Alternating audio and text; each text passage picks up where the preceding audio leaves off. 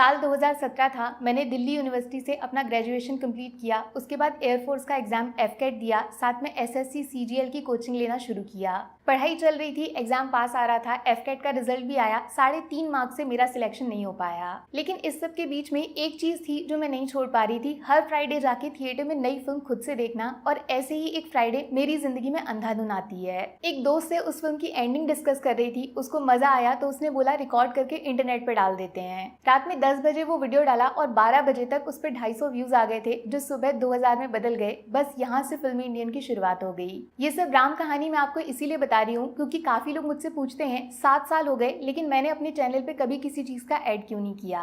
क्योंकि ड्यू से 3 साल की डिग्री लेने के बाद भी जो चीज मुझे खुद का रिस्पेक्ट नहीं दे पाई वो एक 3 मिनट के वीडियो से मिल गया। इसीलिए ना मैं अपने चैनल पे कभी ऐड करती हूँ और ना ही जिंदगी में कभी करूंगी। और ये पूरी 7 साल की मेहनत सिर्फ 7 सेकंड्स में वही लोग मुझसे छीनना चाहते हैं जिनकी फिल्मों के लिए 7 सालों में रात दिन मैंने बिना रुके काम किया है और शायद वो ये जानते तक नहीं है। पिछले हफ्ते 5 सितंबर को बहुत सारी मूवीज आई, मैंने सारी देखी, सबका रिव्यू डाला और जैसा अक्सर होता है कुछ लोगों को वीडियो पसंद आया, कुछ को नहीं आया। जब मैं किसी का रिव्यू कर सकती हूँ तो लोग मेरा भी रिव्यू कर सकते हैं, इसमें कुछ गलत नहीं है। सबको इस देश में फ्रीडम ऑफ एक्सप्रेशन की आजादी है। तो मेरे वीडियो पे अच्छे खासे व्यूज हो गए थे, लेकिन फिर संडे को पता चलता है उस वीडियो पे सीधा फिल्म के प्रोड्यूसर ने खुद के चैनल से कॉपीराइट स्ट्राइक डलवा दिया है। पहले मुझे लगा कुछ मिसअंडरस्टैंडिंग हुई है, कुछ एरर हुआ होगा। कॉपीराइट स्ट्राइक पहली बार नहीं हुआ था, काफी बार हो चुका है, लेकिन बात करने से हमेशा सॉल्व हो जाता है। इसीलिए मैंने प्रॉपर लैंग्वेज में सीधा अपने शब्दों में बहुत रिस्पेक्ट के साथ उनकी मेल आईडी पे अपना प्रॉब्लम शेयर किया और उनके रिप्लाई का वेट करने लग गई और अगले दिन पहले की तरह वीडियोस डाल के आगे बढ़ गई। मेरे मेल का रिप्लाई तो नहीं आया, लेकिन फिर कुछ ऐसा हुआ जो अगर मैं आपको नहीं बताऊंगी तो शायद सबसे बड़ी बेईमानी मेरी पब्लिक के साथ होगी, जिसको 7 साल मैंने मेहनत करके अपने दम पे इकट्ठा किया है। एक साथ 3 और स्ट्राइक मेरे चैनल पे सेम उसी प्रोड्यूसर ने डाल दी और ये सारे नए वीडियोस नहीं थे, 6-6 महीने पुराने वीडियोस को ढूंढकर उन पे स्ट्राइक डाली गई। अब यूट्यूब की पॉलिसी ये है, अगर 3 बार आपके चैनल पे स्ट्राइक आ जाती है तो तुरंत आपका चैनल वहीं पे डिलीट कर दिया जाएगा। इसीलिए इनको लगा होगा ये तो डर जाएगी, चुपचाप अपने चैनल को बचाने के लिए भीख मांगेगी, फिर ये अपनी कुछ शर्त रखेंगे जो मुझे माननी पड़ेगी। लेकिन ड्यू से 3 साल की डिग्री और 7 साल बिना किसी ऐड, बिना किसी प्रमोशन मैंने चैनल पे काम इसीलिए नहीं किया कि किसी के सामने सच बोलने के बाद भी जाके हाथ फैलाने पड़े। अब मैं आपके सामने एक्सपोज करूंगी ये पूरा रैकेट कैसे चलाया जाता है। बहुत सालों पहले न्यूज़पेपर में नई फिल्मों के रिव्यूज आते थे, फिर उनको खरीद लिया गया। फिर सोशल मीडिया आया तो ऑनलाइन लिखकर रिव्यूज डाले जाने लगे। आप यकीन नहीं करोगे, बिना फिल्म रिलीज हुए इनको पहले ही रिव्यूज लिख के दिए जाते थे, ये वही डाल देते थे। लेकिन फिर जैसे ही यूट्यूब पर नॉर्मल लोग अपना चैनल बना के फिल्मों के बारे में बोलने लग गए, पहले इनको लगा क्या ही फर्क पड़ेगा, कौन इन लोगों पे ध्यान देगा। लेकिन जैसे ही ये फिल्म रिव्यू कैटेगरी बड़ी हो गई तो इनको टेंशन होने लगा, इनको कंट्रोल कैसे करेंगे, ये कोई मुंबई में बैठे हुए दोस्त रिश्तेदार तो है नहीं। तब इन्होंने क्रिएटर्स को कांटेक्ट करना शुरू किया, कुछ पैसों से मान गए तो कुछ को एक्टर्स के इंटरव्यू का लालच देकर उनको खुद से जोड़ लिया। मेरे पास भी ऑफर आया था, मैं नाम नहीं लूंगी, शायद बॉलीवुड का सबसे बड़ा प्रोडक्शन हाउस है, दूसरा ओटीटी का एक बहुत बड़ा प्लेटफॉर्म है, लेकिन मैंने आज तक किसी को रिप्लाई नहीं किया, सिर्फ अपने काम से काम रखा। तो मेरे जैसे लोगों के लिए इन्होंने रास्ता ढूंढा है कॉपीराइट स्ट्राइक्स का। रीजन बताते हैं, मैंने वीडियो में इनकी फिल्म का फोटो यूज किया है। नाम में ही कॉपी और राइट है, किसी चीज को कॉपी करके खुद को उसका मालिक बताना, ये होता है कॉपीराइट। भैया तुम्हारी फिल्म तुमको मुबारक, ये कोई नहीं बोल रहा कि वो फिल्म मैंने बनाई है और ना ही तुम्हारी पूरी की पूरी फिल्म मैंने अपने चैनल पे डाल दी है। किसी चीज के बारे में कमेंट्री करने के लिए, उसके बारे में रिव्यूज देने के लिए उसका फोटो यूज किया गया तो वो फेयर यूज में आता है, उससे फिल्म का बॉक्स ऑफिस कलेक्शन मेरे अकाउंट में नहीं चला जाएगा। बॉक्स ऑफिस से तो इनको लेना देना ही नहीं है। कोमल नहाटा सर ने विद प्रूफ बताया था कैसे आजकल फिल्म मेकर्स खुद अपनी फिल्मों की टिकट खरीद रहे हैं। जो एक्स्ट्रा खर्चा ये आजकल करते हैं वो हम जैसे क्रिएटर से वसूलना चाहते हैं कॉपीराइट स्ट्राइक्स डाल के।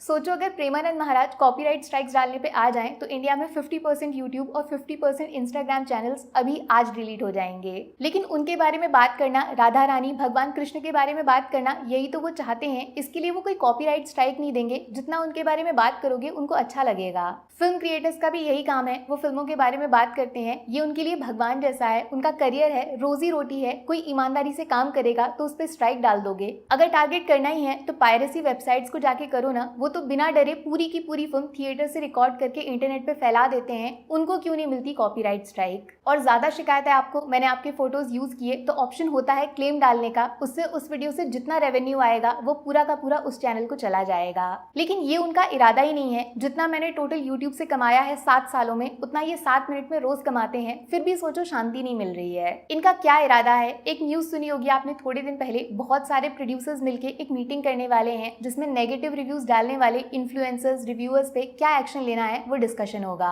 मतलब सब कुछ कर लेंगे, बस एक अच्छी फिल्म नहीं बनाएंगे, और बुरी फिल्म को बुरा बोला तो ये सारे प्रोड्यूसर मिलके कॉपीराइट स्ट्राइक डाल के किसी की रोजी रोटी, उसका पूरा करियर खत्म कर देंगे। और कुछ नहीं, बस एक कंट्रोल सिस्टम बनाना चाहते हैं पेड रिव्यूज का, जैसे न्यूज़पेपर के टाइम में हुआ करता था। पैसे लेकर अच्छा बोलो, वरना डर से अच्छा बुलवाया जाएगा, वरना चैनल उड़ा दिया जाएगा। प्रॉब्लम ये भी है, फिल्म कंटेंट क्रिएटर्स की वजह से पब्लिक अब KGF, कांतारा, लोका जैसी मूवीज के बारे में जानने लगी है, जिससे साउथ की फिल्म भी अब डायरेक्ट नॉर्थ में रिलीज होने लगी है। इनका जो पावर था थिएटर ओनर्स के ऊपर वो ढीला पड़ रहा है, तो कंटेंट क्रिएटर्स को ही खत्म कर दो।